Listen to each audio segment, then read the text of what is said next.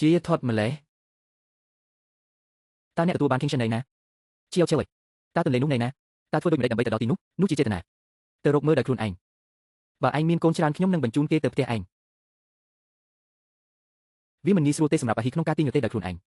តើភ្នំបៃតងណាតើអ្នកចាប់ត្រីនេះណាកូនទី2នៃគ្រួសារ Shen Sai មិនបានរៀបការជាច្រើនថ្ងៃ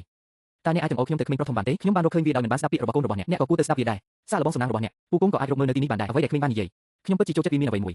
ដឹងអត់ថាអ្នកល្ងងផ្ទះមិនស្អាតសូមធ្វើវាមួយថ្ងៃទៀតដូច្នេះតើអ្នកដឹងថាខ្ញុំអាចញ៉ាំកន្លែងណាទៀតទេលោកយាយបាននិយាយថាការទទួលទានបន្លែព្រៃនៅរដូវការីក៏អាចធ្វើឲ្យអ្នកឆេះបានដែរយើងត្រូវរកបន្លែស្រស់គ្រាន់តែម្ហូបក្នុងស្រុកពី Bibo និង Bibo ប៉ុន្មានថ្ងៃទៅមានលុយនៅក្នុងរចនាប័ទ្មសិភៅយំនៅក្នុងព្រៃនៃ Bibo ខ្ញុំបានដាំទឹកថ្នាំព្រៃជាច្រើនខ្លាញ់នឹងក្រាស់ឈប់អ្នកណាសួរថាទៅ Bibo ជីកបន្លែ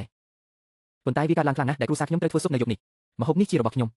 នេះជាអ្វីដែលខ្ញុំបានរកឃើញនៅផ្ទះហើយអ្វីបានជាខ្ញុំគូផ្ដល់ឲ្យអ្នកព្រោះខ្ញុំជាបងប្អូនជីដូនមួយរបស់អ្នកអ្នកត្រូវតែយកវាសម្រាប់ខ្ញុំវូយ៉ាបូបូគាត់ចង់យករបស់បងប្រុសគាត់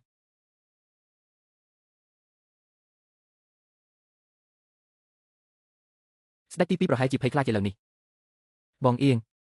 លើកនេះចាននឹងមិនត្រូវបានបងប្រុសឲ្យវងប្រើដើម្បីធ្វើស៊ុបទេស្ដេចណូណូប្រហែលជាពរជ័យរបស់គ្រួសារយើងអានីងឥឡូវនេះខ្ញុំមានបន្លែខ្ញុំអាចញ៉ាំនំដែលអ្នកបានធ្វើខ្ញុំឈឺណូណូគឺល្អមីងនឹងបាច់ខ្ទះបន្លែក្តៅឲ្យអ្នកញ៉ាំ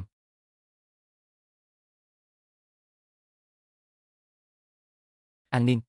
នាងបាននិយាយថាជើងរបស់នាងឈឺបន្ទាប់ពីធ្លាក់ពីលើភ្នំឆ្លងកាត់ទីនេះគ្រប់ផ្លូវមកទីនេះពេលអ្នកមានអារម្មណ៍កក់ក្ដៅឈឺទេប្រកាន់អក្សរតូចធំការឈឺចាប់ប្រកាន់អក្សរតូចធំកសិករតូចស្អាតណាស់ជើងរបស់ខ្ញុំមិនឈឺតតែសោះកុំរត់លឿនពេកទៅថ្ងៃអនាគតអ្នកអាចនឹងបាក់កៅស៊ូហើយអ្វីបានជាកណិតវិទូឥឡូវខុសគ្នាបន្តិចខ្ញុំមិនដឹងថាមានអ្វីចម្លែកនោះទេអ្នកមិនដឹងថាអ្នកនៅណាទេ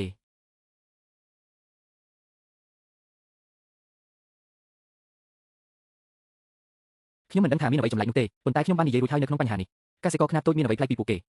កសិករសូមសម្រាកនៅផ្ទះយប់នេះនន់ងុយណាស់ក៏ចូលទៅដេកអានីងកសិករតូចនោះបានបន្សល់ទុកស្នែងមួយហើយនិយាយថាគាត់នឹងត្រឡប់មកវិញ